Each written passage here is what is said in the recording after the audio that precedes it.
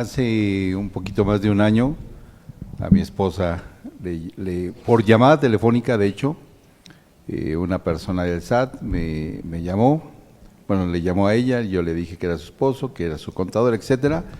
Me hizo la mención, obviamente, de la situación de la diferencia en los ingresos, que yo tenía que venir aquí a la administración y obviamente regularizar mi situación.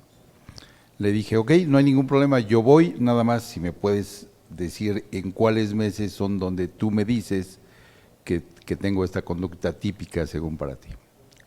Me dijo que era el mes, si no recuerdo, era agosto, noviembre y demás. Vine, asistí, le demostré con todas mis situaciones de facturación, todo mi esquema de política de facturación, de identificación y demás. Y le explicaba yo que obviamente en esos meses atípicos para ellos, pues no había tenido facturación porque, bueno, decía el decremento de facturación, y pues no la tenía pues simple y sencillamente porque no había hecho ninguna actividad. Que en qué le parecía atípico a ella el hecho de decir que en esos meses no había tenido o por qué no tenía ese ingreso. Al final de cuentas me dice que hay estándares de facturación y hay aplicación de ejercicios anteriores y demás, ¿no? Donde hay una situación de conducta de aplicación. Esa fue la experiencia que yo tuve en Hace como 2 meses me invitaron a participar en una revisión de la Secretaría de Finanzas de aquí de Tlalnepantla, en donde igual que el compañero decían que eran como 6 millones de pesos, asistí para ver y para poder ayudar a estos señores, y al final de cuentas yo lo hacía patente incluso en el congreso que CADEFI nos invitó de especialización de los impuestos de defensa fiscal, donde el auditor acabó finalmente diciéndome, son 6 millones de pesos, con el 30% de moche, yo te quito todas esas conductas, yo te quito todo eso y no va a pasar nada. Sí, definitivamente hay una situación de opresión y de terrorismo y demás, pero al final de cuentas la corrupción sigue existiendo en México, sigue existiendo los auditores que al final de cuentas, bueno, yo en las revisiones que he participado, normalmente el auditor nunca al principio es el que agarra y dice o pone las prácticas, ¿no? Normalmente si sabemos que tenemos los pecados, nosotros sabemos dónde están y tratamos de que no lleguen, pero y al final de cuentas pues nosotros les decimos pues, de cómo va a ser. Siempre lo hemos manejado así, siempre se ha manejado así, siempre va a seguir existiendo. México, aunque exista la cuarta T, pues nunca va a cambiar. ¿Por qué? Pues porque así es. Terrorismo, bueno, temor un poquito sí hay, ¿por qué? Porque sabemos qué hicimos, pero definitivamente la preparación puede hacer que definitivamente no tengamos tanto problema y los podamos enfrentar, porque al final de cuentas pues nos enfrentamos a personas que son iguales que nosotros, que a lo mejor dentro de la situación no son tan capaces como nosotros lo estamos siendo, ¿no? Entonces, si ellos son perfectos, si nosotros nos piden perfección al 100, pues ellos deben de ser el 300% de capaces para poder pues en dado caso encerrarnos, ¿no? Y bien, para que no dije que yo un comercial, vino a un seminario de defensa, mire, con CADEFI ahí está, para que vean. A ver, vamos otra vez a esa dinámica y ustedes mismos lo van a resolver. Levanten la mano, los que levantaron la mano de que cuando recibieron una invitación, tuvieron miedo, temor, incertidumbre, terror. Levanten la mano otra vez. Levántenla y ténganla ahí, por favor. Ayúdenme, por favor. Resulta que solo somos, ¿tu nombre es? Sergio y yo somos los únicos, levanten la mano, levanten la mano. Somos los únicos que vamos a revisar a todos estos. De veras, somos los únicos. Y ya les enviamos a todos ustedes la invitación, pero nada más somos Sergio y yo. ¿Cómo te llamas? Y Evangelina, que se acaba de incorporar con nosotros. Levanten la mano, levántenla, a ver. ¿Qué vamos a hacer, Sergio, con ellos? ¿Quién te gusta de ellos? ¿Sí? Señálame a alguien, con la cámara, dime él. Yo te doy su RFC. Gracias. ¿Qué sucede? ¿Dónde está el miedo? ¿Dónde está el miedo? El miedo no está en la invitación. El miedo está en que de esos que levantaron la mano, sea yo el elegido. Ese es el miedo. ¿Por qué? Porque cuando yo me saque esa rifa del tigre, entonces va a suceder no me voy en limpio. Y entonces ya lo aceptamos. Y entonces aquí nuestro compañero dijo, bueno, eran 6 millones, son 30,000, pecata minuto, me lo pago en un curso en CADEFI, no hay bronca, ¿no? Y alguien dijo por acá, no, pues era el 30%. No, el temor en realidad es eso, que al que nos agarren sabemos que no la vamos a librar. ¿Sí o no? O díganme si estoy equivocado. ¿No estoy equivocado? Entonces, primer punto, sí, hay que tener temor, sí, pero hay que tener temor porque no sabemos en qué momento nos va a caer, nos vamos a sacar la rifa del tigre. Ese es el problema. Y tan estamos conscientes que sabemos, incluso hasta le decimos al cliente, mira, no te preocupes, te fue bien. Aquel hasta lo destrozaron. Yo, que estoy preparado y que tomo cursos, ¿en dónde? Eso. Te voy a hacer que nada más pagues el 5, el 10% del total. Y si son picudos, dicen, y además hasta me voy a llevar una lana ahí porque te asesoré bien. ¿No? ¿Sí o no? Ese es el temor. Yo no estoy diciendo, a mí si me cae, por supuesto que me daría miedo, claro. Porque todos tenemos el miedo del abuso. No es el asunto del impuesto, sino el abuso. Porque dices, oye, yo no tengo pecados, pero el solo hecho de que me cancelen el sello digital justo en el día en el que voy a emitir el recibo, justo en el día en el que voy a pagar la colegiatura, voy a pagar la renta, voy a pagar el gasto, y que además la contraparte me dice, mi colega contador me dice, si no me das tu sello digital, no te puedo pagar. No es cosa mía, es cosa de Hacienda. El problema es la operatividad que nos la dañan. Todos estamos conscientes que tendremos que pasar una revisión. Yo no sé si la saquemos al 100, ni estoy diciendo que no lo hagan. Lo que quiero decir es, levanten la mano otra vez, solo van a ser unos cuantos. Ahora, yo hago labores de cabildeo en el Senado de la República.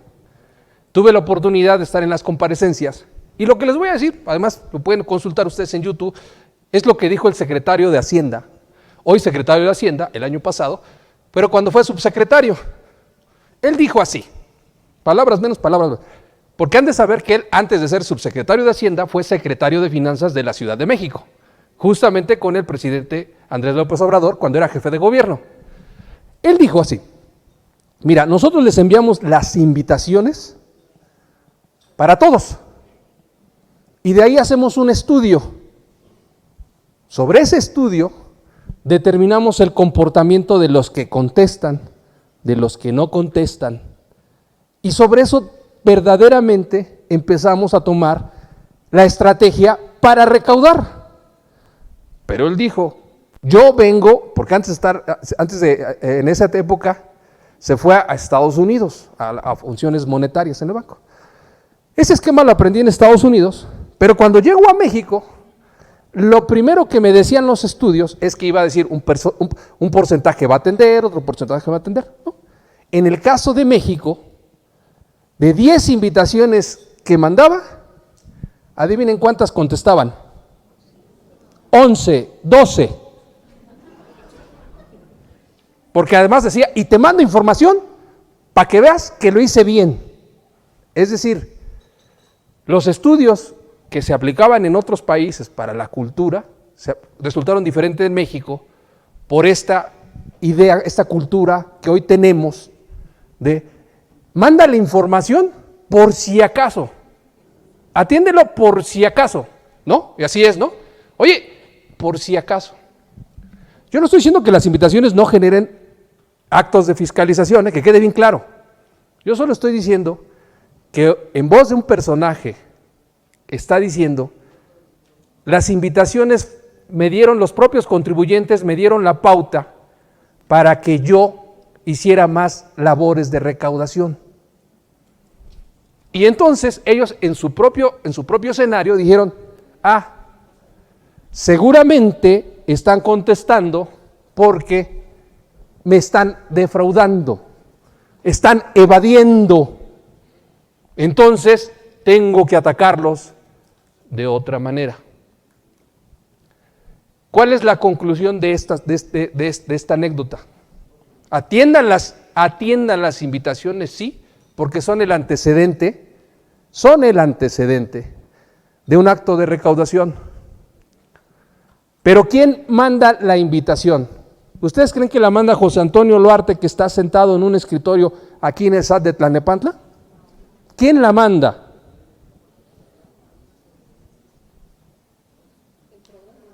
Lo manda un programa. Entonces, eso sí lo puedo decir, el pánico está por un programa, por un virus. Porque muchas veces, y te os puedo asegurar aquí, apuesto mi desayuno que viene ya pronto, les aseguro que muchos de ustedes han llegado con la invitación y el cuate está sorprendido del por qué llevan esta información, ¿no? Y ya llegan ustedes hasta con sus cajas y todo, y dice, acá, ya. Y el tipo dice, espérenme un segundo, ¿no? Explícame qué pasó, ¿no? O sea, todavía les dice, explícame qué pasó. ¿Qué quiero decir con esto? Que sí hay que ponerle atención, pero tienen que ponerle atención a los datos. Porque las invitaciones, y eso sí lo dijo, lo pueden encontrar en YouTube, el secretario dijo, se generan por data, por datos. Las matrices dicen esta diferencia con esta diferencia con esta diferencia. Técnicamente tendríamos que aclararlo máquina con máquina. ¿Sí? Por eso hoy, si se han dado cuenta, los sistemas están evolucionando y dice, contéstame en el portal. ¿No? ¿Quién de ustedes ya contestó en el portal una carta de invitación y que no les ha pasado ya nada? Ahí están, miren, vean el mismo escenario. El problema que van a tener es que si no alimentan bien los datos, entonces sí van a generar el problema. Entonces, yo sí les puedo decir con certeza es, uno, no hay capacidad de revisión a todos. Y dos, las cartas e invitaciones nos van a llegar todos los días, pero no las van a llegar porque las envió José Antonio Luarte, sino porque el sistema, lo que hoy dicen la nube, va a generar diferencias, buenas o malas. Tendremos que aprender, y esa es una lectura mía y alguien puede contradecirme con todo respeto, tendremos que aprender esos lenguajes técnicos para contestar. Porque sí les puedo decir que gran parte, cuando menos de día a 10 visitas de auditoría, el contribuyente es el que ha dado los elementos para que le continúen con la revisión. Oye, tienes una discrepancia fiscal, decía aquí nuestra compañera. Oye, no te encuentro. Eso que le encontraron fue cruce de información de bancos, si lo quieren ver de esa manera.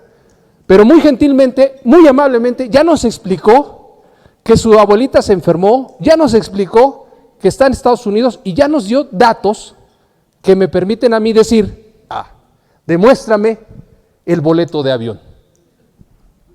Demuéstrame esto. No quiero ser simplista, no quiero ser ramplón, solo estoy diciendo que una invitación, ¿sí?, es la antesala de un acto recaudatorio, sí, pero también la antesala de la tranquilidad. Van a llegar. ¿Qué sí tienen que hacer? Llenar bien los formatos, el primer paso. Llenar bien los formularios. Algunos están aquí que somos contemporáneos, recordarán cómo se capturaban las declaraciones hace 15 años. ¿Cómo se hacían? ¿Cómo se llenaban? A máquina, ¿no? Y había una persona que capturaba los datos y luego le hacía lo que se llamaba compulsa, ¿no? Y nos decía, detecté en la declaración de clientes y proveedores, o en la de sueldos y salarios, que te declararon con un ingreso y tú con el otro. E íbamos nosotros tranquilos, ¿no? No pasa nada, pues aquí está, mira, aquí está la factura y todo. Hoy nos da terror porque ya no tenemos esa oportunidad de hablar como personas. Estamos hablando con una máquina y a su vez quien hace la revisión es una persona, pero ya sobre los datos que tiene la máquina más lo que les dimos.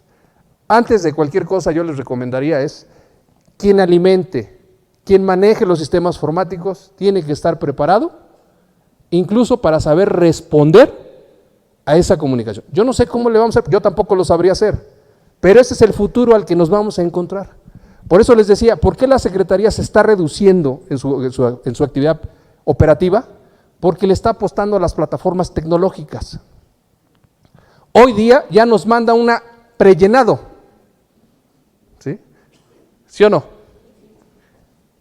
¿Coinciden? ¿En qué porcentaje coinciden los prellenados ahorita? ¿En un 10, en un 20, en un 30, en un 40? ¿En cuánto coincide? En un 80. ¿Quién da más? Cuando menos arriba de 50% está diciendo la verdad. Entonces, ¿qué quiero decir con esto? Que la eficiencia recaudatoria es a través de los teléfonos que traen. ¿Quiénes de ustedes checan el buzón tributario diario? Levanten la mano aquí, miren. Cheque, ¿quiénes de ustedes revisan su WhatsApp cada media hora? No, lo estoy diciendo en serio. En serio. Esa es la nueva tendencia a la que hay que ir. ¿Por qué? Ahorita lo vamos a ver a detalle. Pero una de las razones que va a ser motivo de revisiones es, y cancelación de sellos, no, atender al buzón tributario. Otro motivo que va a ser de empezar actos o procedimientos de recaudación es no dar los datos de localización, teléfonos, correo electrónico, direcciones. Y si vuelven ustedes a enfocarlo, todo es a través de lo que nosotros sabemos aquí, inteligencia. En esta primera parte, esto no incrementa impuestos, pero sí va a incrementar recaudación. Combata la defraudación fiscal y a la evasión y elusión. Levante la mano con absoluta sinceridad. ¿Quién está de acuerdo en que el gobierno combata la evasión, la elusión fiscal y la defraudación? Levante la mano. Ahora, que se quede la mano arriba, quien no evade, quien no defrauda, quien no hace eso.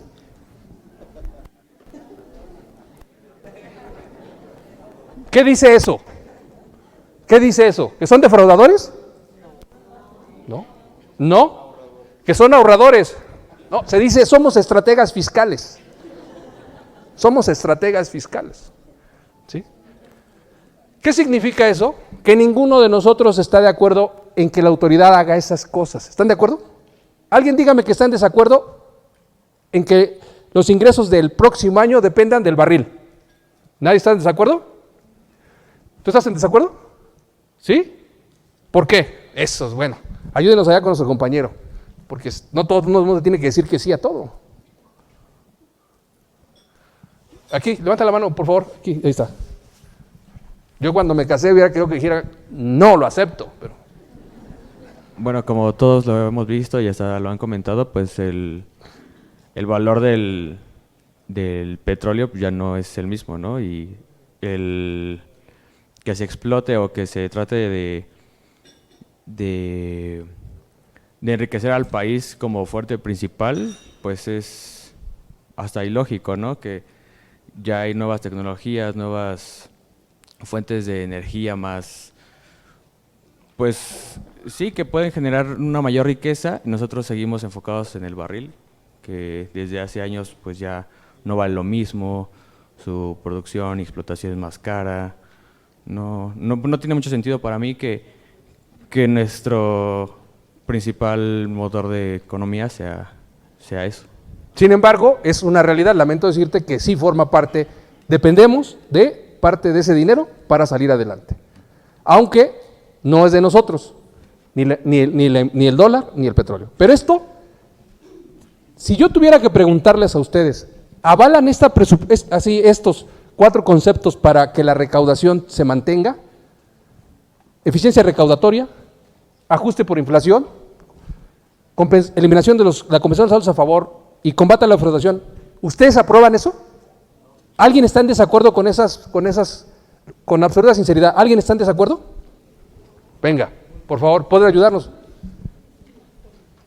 Acá el señor de rojo, el contador. Acá ya.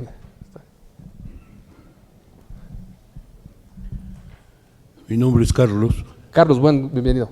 Estoy parcialmente en contra de esto por lo siguiente. La evasión no puede ser considerada como un delito. Es una forma de interpretar la ley que ellos mismos establecen. Son reglas de juego que uno hace uso para poder planear. Ese es la eliminación de las compensaciones de saldos a favor, pues tampoco, ¿verdad? Porque si tiene uno ese derecho, pues lo debe uno ejercer sobre cualquiera de los impuestos, no solamente sobre algo en específico que a lo mejor ni lo utilizamos, como es el caso de la empresa que yo tengo, que se dedica a la compra-venta de productos lácteos. Entonces su base es tasa cero, ¿verdad? Entonces lo que nos queda es el IVA, pero el IVA, ¿contra qué lo cancelamos si no tenemos contra qué? Tenemos otro tipo de impuestos, pero no tenemos IVA. Entonces ese pues ahí se nos va quedando, y pedir devolución de saldos pues nos implica, incluso ya nos causó auditorías, y después tomaron lo que se les pegó su gana. ¿Por qué? Porque ellos dicen, bueno, yo te digo que esto no va y esto no va, y ya. Y si no lo quieres, pues entonces vete al pleito. Entonces dice uno, pues este es un terrorismo completo, ¿no? Y eso no debe ser, porque pues la gente normalmente trabaja para obtener el ingreso, ¿verdad? No es un delincuente, como actualmente todo lo califican como una cosa ya judicial. Pues es incorrecto, ¿no? Bien, muchas gracias, Carlos. Aquí a tu compañero, por favor. Sí, buenos días. Mi nombre es Felipe. Felipe, bienvenido. Pues yo también comparto un poco lo que dice el compañero. Yo estoy de acuerdo en el fondo, pero no de las formas, ¿no? Finalmente, yo entiendo que si muchas empresas pudiesen dedicarse, digo, hablando de, por ejemplo, compra de facturas y todo eso, muchas veces también a lo mejor, por ejemplo, en nuestro caso, la empresa, ¿no? Que tiene, bueno, un bastante número de operaciones, por más que quiera uno estar al día, de repente se complica, ¿no? Resulta que pagan justos por pecadores finalmente, ¿no? El mismo gobierno, los mismos políticos son los que iniciaron todo ese tipo de compras, ¿no? Entonces, yo creo que más bien deben de dedicarse a analizar inclusive vamos a llamar la recaudación por empresa, ¿no? O sea, si una empresa te está redituando, te está aportando, da inclusive trabajo, ¿no? Paga sus impuestos con oportunidad. Sí, pudiésemos tener pecados, ¿no? Pero bueno, dame la oportunidad en un momento dado de demostrarte que, ok, a lo mejor no lo estoy haciendo bien, pero pues tampoco me cortes la cabeza, ¿no? O sea, en ese sentido es lo que yo opinaría, ¿no? O sea, sí está bien del fondo, pero no las formas, ¿no? Está bien, por favor, aquí, acá de este lado. Aquí la señorita que está aquí, ahí ella levantó, mire. Aquí está.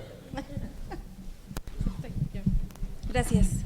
Buenos días, mi nombre es Dali Martínez. Nosotros venimos de guarderías subrogadas del IMSS y colegios. Y sí, yo estoy muy de acuerdo con ellos porque al final de cuentas nosotros cumplimos con el pago de impuestos. Desgraciadamente el IVA nos pega mucho a nosotros también porque los alimentos de los bebés son pues exentos. Entonces nuestros gastos son pagamos mucho IVA, mucho impuesto, y sin embargo no hay un apoyo como empresas, ¿no? Porque el IMSS por un lado nos ataca porque nos pide tener las guarderías en perfecto estado y cada vez nos pide más cosas. Por otro lado el SAT también, ¿no? Con la cuestión del pago de impuestos, y ahora esta situación de la defraudación, de alguna manera, no es que nosotros defraudemos, sino a final de cuentas el gobierno debería de apoyarnos como empresas. Digo, le estamos dando trabajo a mucha gente. El hecho de que nosotros ahorita cada vez paguemos los impuestos, no hemos hecho recorte de personal, y como decían los socios, no, o sea, llevo sobre mis hombros el sueldo de mucha gente, ¿no? El alimento de mucha gente. O sea, si el día de hoy nosotros cerramos guarderías, pues imagínense cuántos papás se quedarían, mamás, ¿no? Sin el servicio de dónde tener a sus bebés. Entonces, como que a veces el gobierno eso no lo ve. Y de alguna manera el hecho de tener programas sociales, quizá ellos ven de dónde no sacar. Bueno, le estoy beneficiando. A final de cuentas, la gente, creo yo, que más permitió que este presidente ganara fue la clase media para abajo. A final de cuentas, ellos, no estoy en contra de eso, ¿no? Pero quizá debería de buscar otras maneras, porque ellos están ofreciendo programas sociales para que al final de cuentas el día de mañana, con la revocación de mandato y eso, pues la gente diga, sí, yo quiero que otra vez él quede como presidente porque me está dando apoyos. Sin embargo, la clase el sector empresarial, que es quien le pega mucho el presidente, no a ellos, de alguna manera son quienes están solventando toda esa situación. Entonces, yo hablo, ¿no?, en el caso de nuestras guarderías, sí estamos en una situación bien complicada. No, y nosotros quisimos venir al curso porque dijimos, sí queremos saber a qué nos vamos a enfrentar, ¿no? Porque de alguna manera sabemos que el día de mañana, pues estamos casi así, de que las guarderías, en el caso de las nuestras, pues puedan sí a lo mejor quizá ver la opción de, no sé, cerrar o algo, ¿no? Porque cada vez es más. Entonces, yo totalmente no estoy de acuerdo en la cuestión del combate a defraudación, porque efectivamente nos tachan, ¿no?, como delincuentes, y no lo somos, al contrario, damos mucho trabajo a mucha gente, ¿no? Y el trabajo de nosotros es muy loable, ¿no? Es una labor muy bonita, Humana. porque sí, claro, muy humana, ¿no? Bien, bueno, déjenme nada más darles las argumentaciones que se dio para la devolución, la compensación. En el caso del por qué eliminar la compensación, y que viene también en iniciativa, dice que no es que en el caso de la autoridad considera, la Secretaría de Hacienda, el gobierno federal, que no debe ser fuente de financiamiento los impuestos. Ese es el argumento. Yo no estoy diciendo si sea o no. Ellos dicen, no es la manera en la que yo tengo que financiarlos, ¿no? Ese es el argumento por qué la eliminan. El segundo argumento es el abuso de las devoluciones. Y es ahí donde entramos en las disyuntivas, si es cierto o no es cierto, ¿no? Y el tercer argumento es que dicen, vamos a generar esquemas donde podamos ayudar a las empresas que tienen problemas de flujo de efectivo, ayudándoles a conseguir créditos para que puedan pagar sus impuestos. Ese es el argumento central que está dando. Por eso fue la eliminación el año pasado. El año pasado salió esto de la eliminación, pero también no olviden, porque a veces también nos olvidamos en el contexto, que el año pasado, cuando se aprobó la ley de ingresos, ustedes recordarán que por ahí se aumentaron 23,000 millones de pesos, salió ahí un ejemplo, ¿no? Recordarán que hubo un decreto presidencial.